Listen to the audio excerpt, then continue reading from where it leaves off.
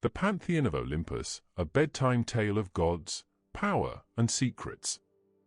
In the soft hush of the ancient world, when the night still belonged to the stars and the wind carried stories instead of noise, there was a place that humans could only imagine.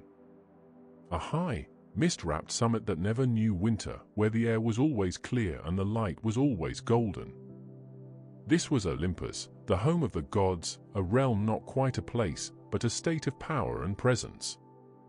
If you close your eyes, you might picture it, towering marble pillars, veiled in drifting clouds, with paths that wind like ribbons through a landscape of gardens that never wilt. Here, the gods did not sleep as humans do. They rested. They watched. They listened. And they governed the world below with the kind of attention that can feel both comforting and unsettling. They were not a single family in the way we think of families. They were more like a court, a kingdom, a network of old alliances and newer rivalries. Each god carried a role, but they were not defined by it alone. They were individuals, with desires and jealousies, with pride and tenderness.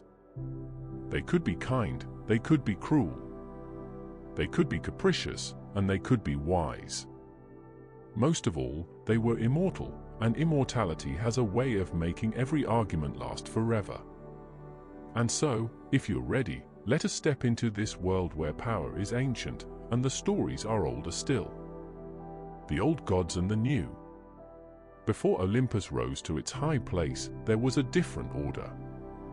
The earliest stories speak of the Titans, giants of immense strength and ancient wisdom.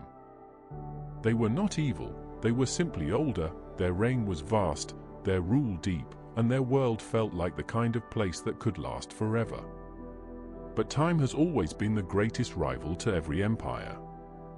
The Titans were challenged by their own children, led by a new generation of gods who called themselves Olympians.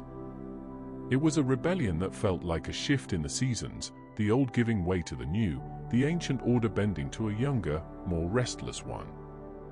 The Titanomachy, the great war of the gods, was not a simple clash of might. It was a clash of eras. When the Olympians won, it wasn't just a victory in battle. It was the beginning of a new world. Zeus, the youngest son of the Titans, rose to power, not simply because he was strong, but because he was clever, and because he understood something the Titans did not, that power must be maintained through alliances, not just force. Zeus became the king of the gods, and his reign shaped the structure of Olympus. He was a figure both majestic and flawed, a leader who could command the heavens and yet could not always command his own desires. Zeus, the sky above, the storm within. Zeus is the first name that comes to mind when people think of Greek mythology. They imagine the thunderbolt, the storm, the king on his throne. But Zeus is not only thunder.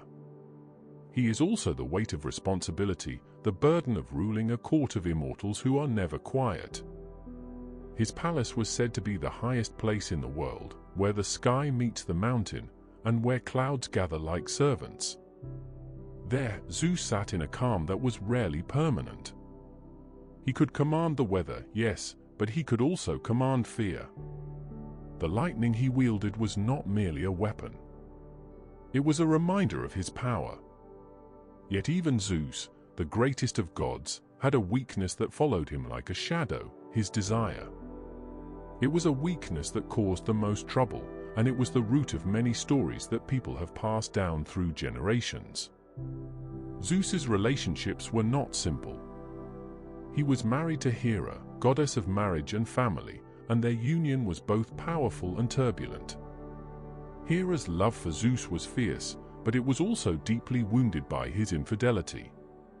She was not a quiet goddess. She was the kind of goddess who carried her anger like armor. Hera's jealousy was not just personal. It was political. In the world of gods, a child is not only a child. A child is a potential heir, a future alliance, a new claim to power. And Zeus, with his constant wanderings and endless desires, produced a lineage that could have shaken the stability of Olympus if Hera had not been so determined to keep her throne secure. Hera, the queen who never stopped watching. Hera's presence in Olympus was like the steady beat of a drum, unavoidable, persistent, and deeply rooted in the idea of order. She was the goddess of marriage, but she was also the goddess of loyalty, of vows, and of the sacred bonds that humans often break. When Hera's wrath appeared, it was not simply personal revenge. It was a warning. It was a reminder that promises matter. Hera's anger often fell on the women who were involved with Zeus. But her fury was rarely aimed at Zeus himself. That, in itself, is a testament to how the politics of Olympus worked. Hera was not the kind of goddess who could challenge Zeus directly in a way that would overthrow him.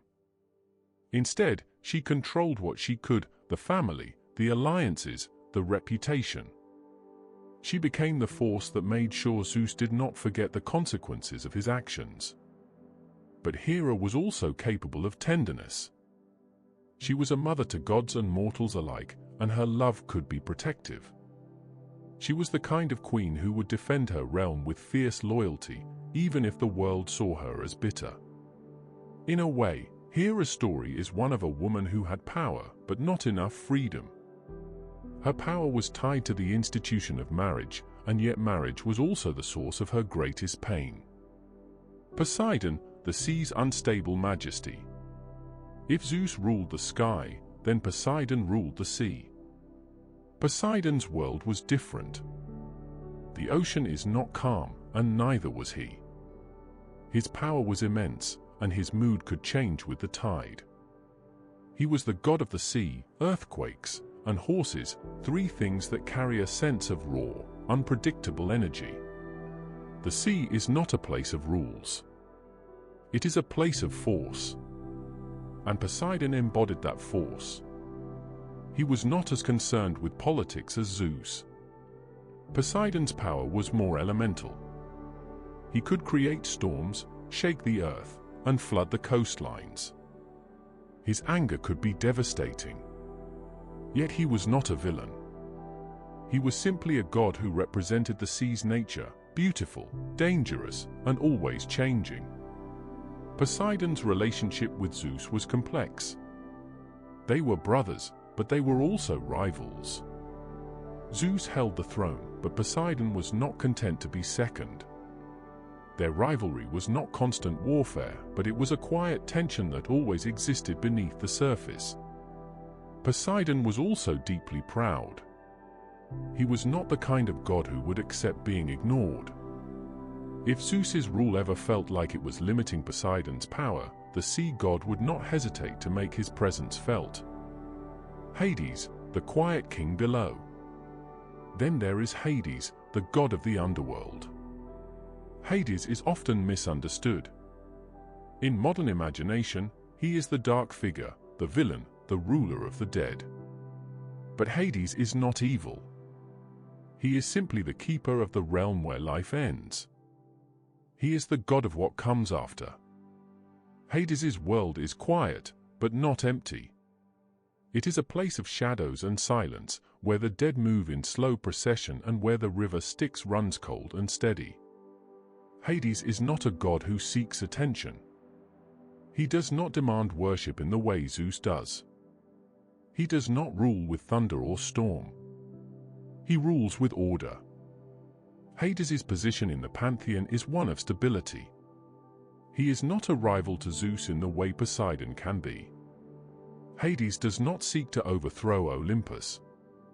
He simply holds a domain that is essential to the balance of the world. But Hades is also a god of deep emotions, and his story is one of the most famous in all of mythology. He fell in love with Persephone, daughter of Demeter, and he took her to the underworld. This was not a gentle courtship. It was a kidnapping, and it created a conflict that touched the world above. Persephone's mother, Demeter, was the goddess of the harvest. Her grief at losing her daughter caused the earth to grow barren, crops failed, people starved, and the world became a cold, quiet place. Eventually, a deal was made. Persephone would spend part of the year with Hades in the underworld and part of the year with Demeter above. And so, the seasons were born. Spring and summer returned when Persephone returned to the world above. Autumn and winter came when she went back below. This story is not just a tale of love and loss. It is a story about the cycle of life. It is the kind of myth that humans created to explain the rhythm of the world. Athena, wisdom born of conflict. Now we move to Athena, the goddess of wisdom, strategy, and war, though not the brutal, bloodthirsty kind of war. Athena represents the disciplined, intelligent side of battle. She is the goddess who plans, who thinks, who prepares. Athena is a powerful figure because she is not defined by desire in the same way Zeus is. She is defined by purpose. Her birth is one of the most remarkable stories in all of mythology. Zeus, in a fit of headache and divine pain, called for a blacksmith god, Hephaestus. Hephaestus struck Zeus's head with an axe, and out sprang Athena, fully grown, armored, and ready. She was born from the mind of Zeus, and she carried his strength and authority, but she also represented something else, the idea that power can be guided by wisdom.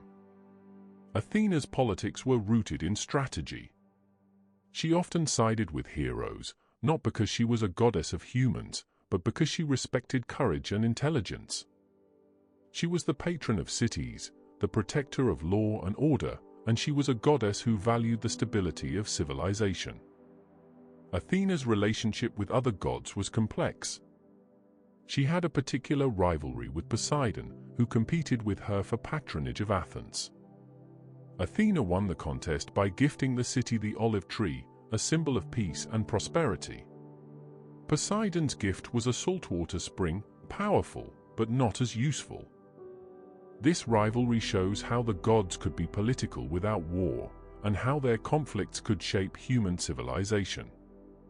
Apollo and Artemis, twin forces of light and shadow. Apollo and Artemis were twins, children of Zeus and Leto, and they were like two sides of the same coin. Apollo is the god of the sun, music, prophecy, and healing.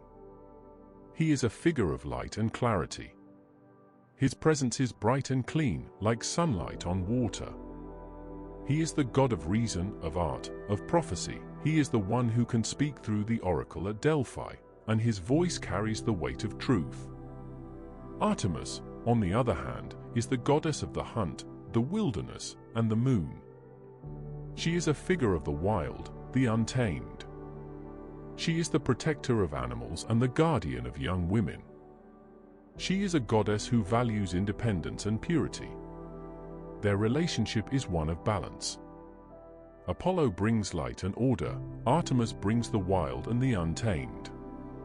They are not opposites, but complementary forces. Apollo's politics are often linked to the human world. He was worshipped in cities, and his oracles were consulted by kings and commoners alike. Artemis's politics are more primal. She stands for the wild, the forest, the untouched. She is a goddess who reminds humans that the world is not only theirs to control. Ares and Aphrodite, war and desire. Then there is Ares, the god of war, and Aphrodite, the goddess of love. Ares is the violent side of battle. He is the god of bloodshed, of rage, of the chaos of war. He is not respected in the same way Athena is. Athena represents strategy and justice, Ares represents the brutal reality of conflict. Ares is not a popular god. Even other gods often see him as reckless. Yet he is a necessary part of the pantheon, because war is a necessary part of human life, even if it is tragic. Aphrodite is the opposite in many ways. She is the goddess of love, beauty, and desire. Her power is not force. It is attraction. She can make gods and mortals fall in love, and she can make them ruin themselves. Ares and Aphrodite's relationship is one of the most famous in mythology. Their love was passionate and secret. It was also dangerous, because love between gods can be a form of political power. Aphrodite's influence could shift alliances, create rivalries, and shape destinies. Their relationship also reveals the way Olympus works. Gods are not immune to human emotions. They feel desire, they feel jealousy, they feel anger, they feel love. And these emotions often drive the politics of the pantheon more than any formal rule. Hermes, the messenger and the trickster. Hermes is the messenger god, the guide of souls, and the god of thieves and travelers. He is a figure of movement, of transition. He moves between worlds with ease. He can travel from Olympus to the mortal world, to the underworld, and he does so with a kind of playful grace. Hermes is not a god of strict power.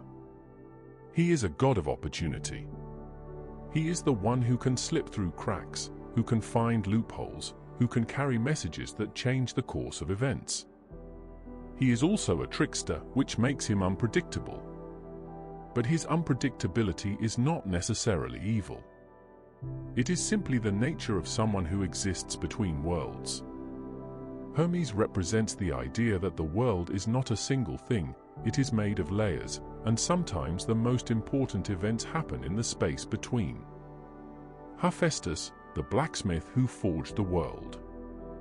Hephaestus is the god of fire, of metalworking, of the forge. He is the craftsman of Olympus, the one who builds the tools and weapons of gods and heroes alike. Hephaestus is often portrayed as physically imperfect, lame, with a limp, but his skill is unmatched. His forge is beneath the earth, where heat and fire burn constantly, and where metal is shaped into objects of incredible power. Hephaestus's politics are subtle. He does not command armies. He does not rule the sky or the sea, but his creations shape the world, his weapons decide the outcomes of wars, his inventions influence the course of human history. Hephaestus is also a figure of quiet pain. He is the god who was rejected, the god who was thrown from Olympus by his own mother. He is a god who understands what it means to be an outsider, even among gods. Demeter, the mother who controls the seasons. Demeter is the goddess of the harvest, of grain, of the cycle of growth. She is a mother figure, and her story is tied to the most essential human need, food. Demeter's world is the earth. Her power is the fertility of the soil.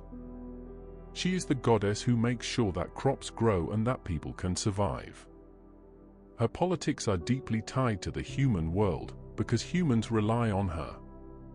She is a goddess of stability, of the rhythm of the seasons, of the quiet, dependable cycle of life. And yet her story is also one of pain and loss, because her daughter Persephone was taken by Hades. Demeter's grief changed the world, and her story is a reminder that even gods can be devastated by loss. The politics of Olympus. The politics of Olympus are not like human politics. There are no elections, no parliaments, no treaties. But there are alliances, rivalries, marriages, and grudges. And these are the things that shape the world. The gods often used mortals as pawns. They would support one city over another, they would grant a hero strength or take it away, they would punish the arrogant or reward the pious. But the gods also had to manage each other. Zeus, as king, had to maintain balance. Hera had to protect her marriage and her authority. Poseidon had to remind the world of the sea's power. Athena had to guide the mind of civilization. Hades had to maintain the order of death.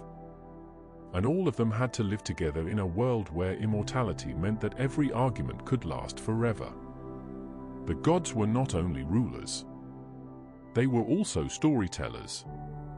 Their stories were the myths that humans told to explain the world. The myths were not simply entertainment. They were the way people understood why things happened, why the seasons changed, why love and pain existed, why heroes rose and fell. In the quiet of the night, when the world feels still and the mind is free to wander, it is easy to imagine the gods on Olympus, watching over us. They are not distant. They are close, in the sense that their stories are woven into the fabric of our culture. They are part of the way we make sense of the world. If you listen closely to the stories of the Greek gods, you will hear a truth that is older than any civilization. Power is never simple. It is not only strength, it is not only wisdom, it is not only love. It is a mixture of all of these, and more. It is a constant struggle between what is right and what is desired. It is a dance between order and chaos. It is the same story that humans have lived for thousands of years. The gods are not perfect, but they are eternal. And their stories continue to shape the way we think about power, about love, about the world, and about ourselves.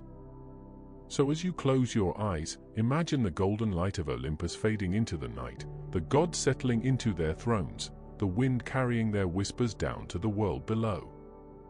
And remember, the ancient world may be gone, but the stories remain.